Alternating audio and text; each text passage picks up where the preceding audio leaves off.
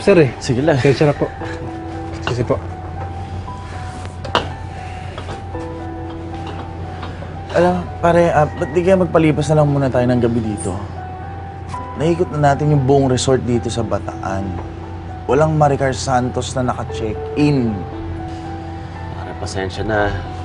Pero hindi na ako sasama sa'yo sa Manila bukas. Maghahanap ako sa mga ibang resorts dito. Di kaya... tayo mo na lang siyang umuwi. Kasi...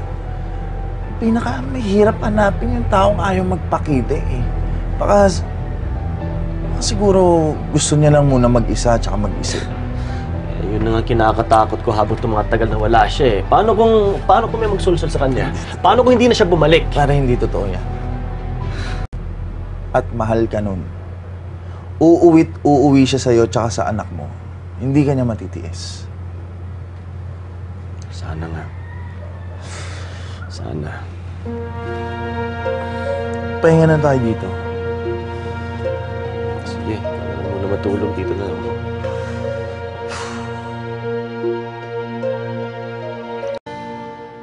Hello, baby.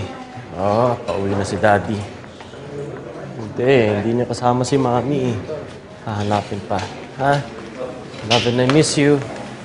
Bye-bye. 300? Oh. Ha? Ano pare? Ayos na ba? Okay, hindi na ako. Dito na. Ay, sorry.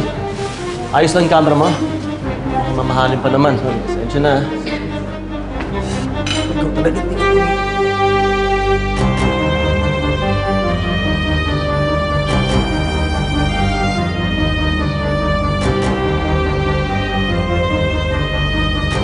Miss, mag-iiwan na rin ako ng calling card. Baka sakaling may papasok na check-in dito na pangalan Maricar Santos. Tawagan niyo na lang po ako. Okay po, sir. Salamat.